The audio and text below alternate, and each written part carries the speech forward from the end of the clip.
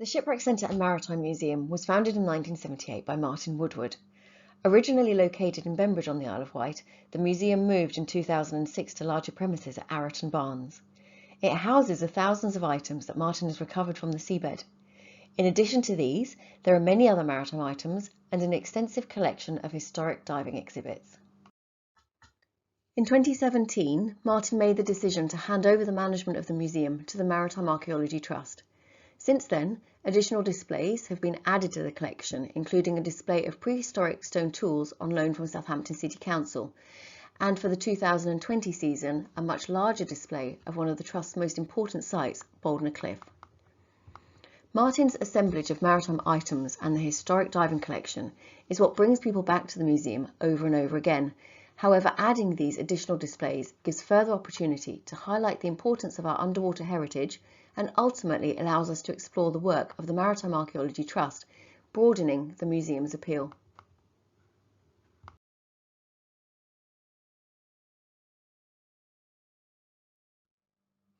There are many sites represented in the museum.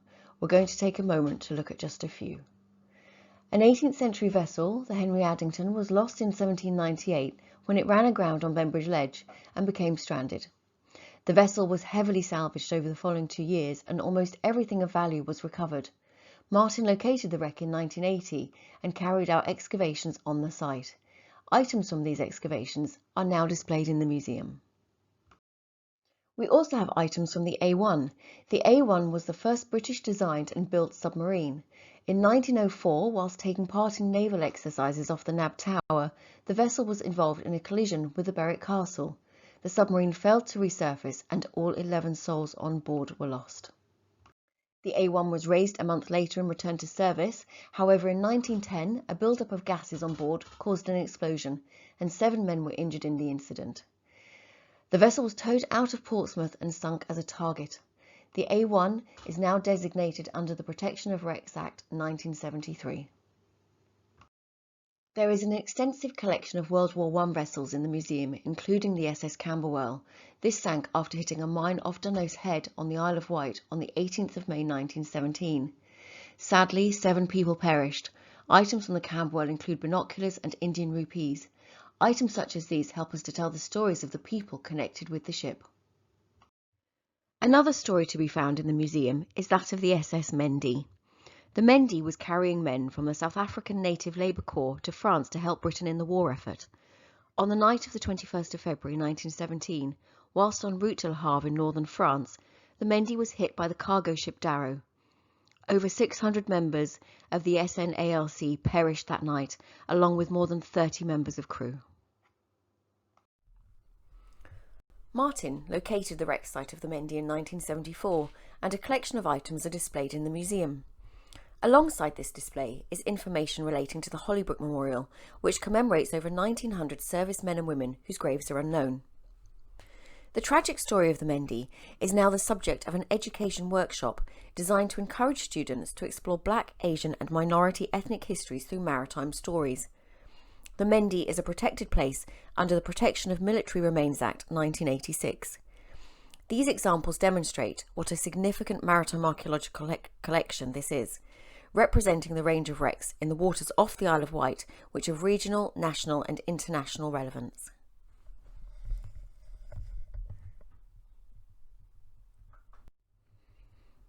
As you've seen from the photos, the museum also holds an extensive collection of historic diving equipment, including replica diving bells, a Lethbridge diving barrel used in the 17th and 18th centuries, and Sieber Gorman diving helmets.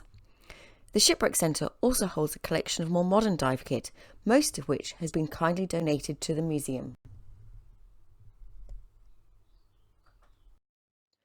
Towards the end of 2019, the Archaeology Discovery Centre at Fort Victoria unfortunately closed. This meant that many of the items on loan to the Discovery Centre from Martin, the museum and the Isle of Wight Heritage Service were to return to the Shipwreck Centre. One item requiring a new home was a 16th century minion from the Yarmouth Roads wreck, a site the Maritime Archaeology Trust had worked on with 4C Discovery, Forest Resources for Iberian Empires, Ecology and Globalisation in the Age of Discovery project, and the Solent Marine Heritage Assets project. The Yarmouth Road site was discovered in 1984 during an archaeological survey of the seabed off Yarmouth during the Isle of Wight Maritime Heritage Project. Timbers from this site are believed to be those of a Spanish ship dating to the 16th century, possibly the Santa Lucia. Initially, only a few centimetres of timber were visible beneath the seabed, but not long afterwards, 3 pewter plates associated with the wreckage, dated to the 16th century, were also found. It was soon realised that this was an important site, and the wreck was designated as a protected wreck. This protected site is marked by a large yellow buoy visible east of Yarmouth Pier. The Trust are the current licensees. With such involvement in a site, it was essential that we could accommodate the Minion in the museum. It was felt that the presence of the Minion offered an opportunity to explain the important work of protecting wreck sites. To do this, we needed to rethink the museum layout and of course find a removal company ready to handle the not insignificant task of transporting a historic item weighing half a tonne across the island.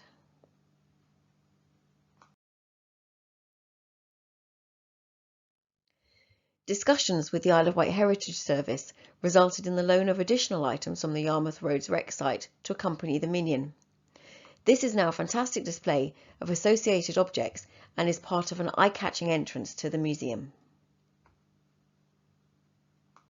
In addition to the Minion, we also have a signal light, a diving bell returned to us from Hurst Castle, and a new prehistoric display incorporating Boldner Cliff.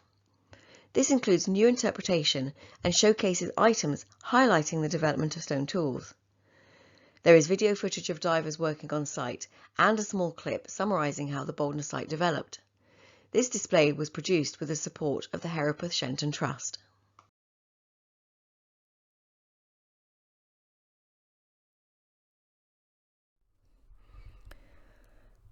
The museum has an extensive collection of various ship models, and for the opening of the 2019 season we decided to restore certain models and display in the education room.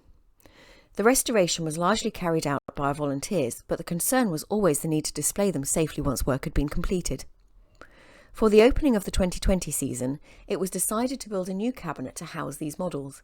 However, this is intended to be a flexible display option, and it is hoped that over time we can introduce additional items from Martin's collection which haven't yet found a place in the museum, and to also encourage temporary displays through collaboration.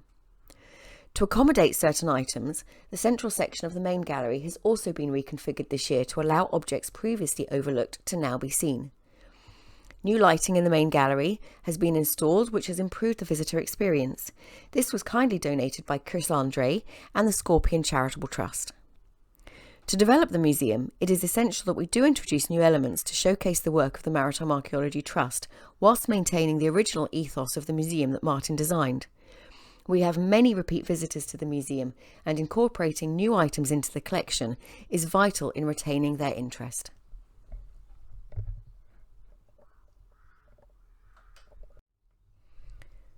The museum shop has changed this year, with new options for presentation made possible by new storage facilities throughout the museum. The shop continues to sell items with a maritime theme, including items with specific relevance to the museum. A colour change throughout the shop refreshed and brightened its appearance. This change continued into some of the museum galleries.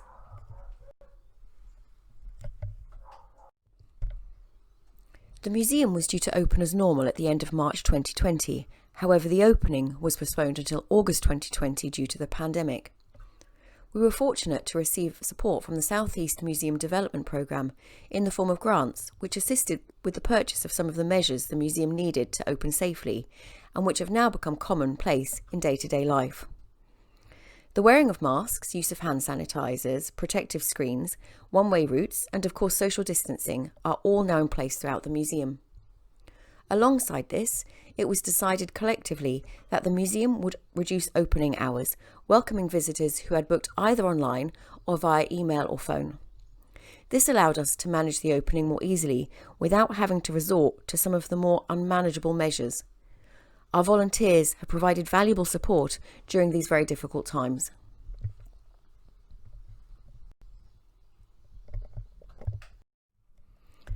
Children's activities have always been on offer at the museum, and this is still the case. However, all have been adapted to reflect the necessary changes. We have also tried to incorporate all the new displays into the activities where possible. All of these are offered free of charge to those with tickets to the museum.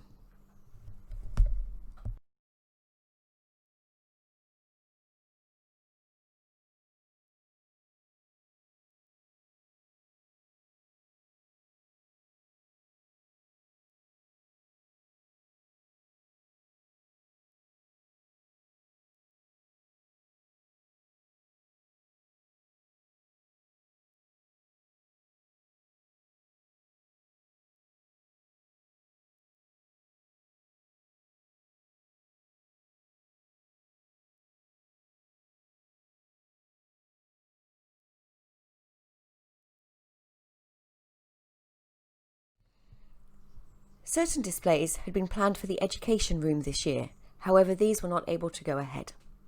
To ensure that our visitors still benefited from these, we decided to build the displays into the main gallery on one of the closed-off staircases. One of these displays was the letters relating to the loss of the SS Eleanor during World War I. The ship was lost and only Barton Hunter survived. His uniform, kindly donated by Barton's daughter, Mrs. Jean Rudden, and the letters he received from grieving relatives was planned to be an interactive display in which visitors could choose to listen to those letters being read aloud. Unfortunately, certain elements of this could not proceed due to advised safety measures.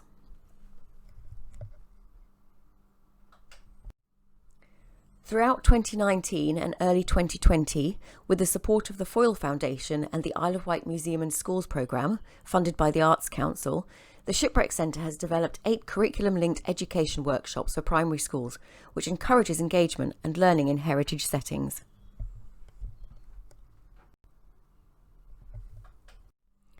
The education sessions on offer at the museum include underwater prehistory, focusing on Boldner Cliff and what we can learn from an archaeological site, through to one for our older students, the art of the museum, where the class will practice photographing and recording items from the collection and use these to explore selected themes. One of our newest sessions is Antarctic Explorers. In this, we use images to discover how life for Shackleton and Scott may have been on board their respective ships. This one works particularly well when we have slightly colder temperatures in the museum, with full classes dressed up as Antarctic explorers.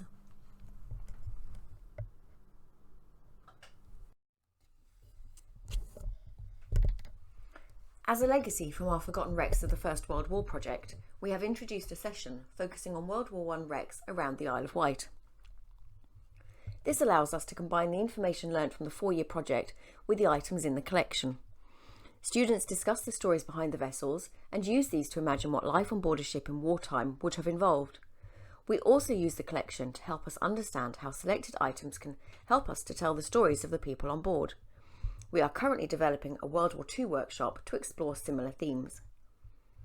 In our History of Diving session, we encourage the children to compare the historic dive equipment against modern dive kit and to explore how things have changed and why.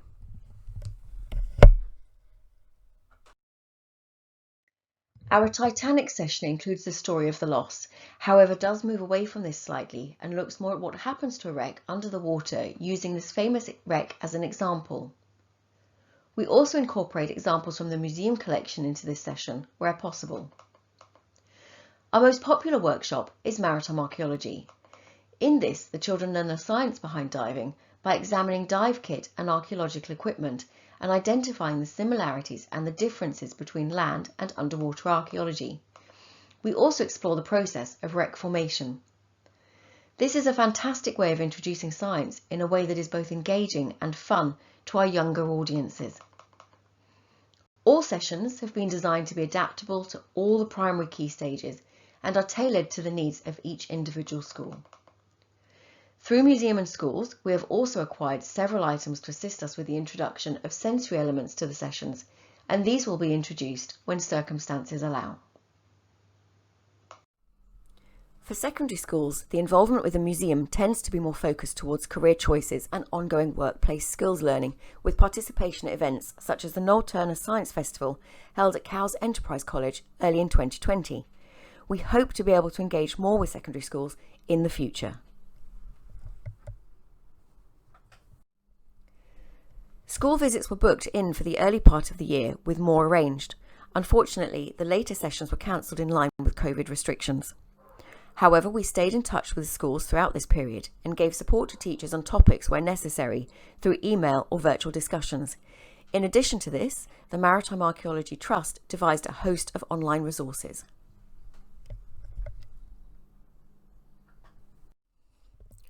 When the time came to think about how schools would work post-lockdown, it became evident that there was a need for virtual sessions to be available. With support by the Museum and Schools programme, we now have a virtual session ready to go, along with the appropriate resources and an online tour specifically to accompany these sessions. In addition to this, sessions have been developed to be safely delivered in schools, and amendments have been made to those offered in the museum to ensure that teachers have confidence in the measures that we have taken. Again, the Museum and Schools programme has been vital in assisting with this work, and schools will continue to be offered subsidised sessions until March 2021.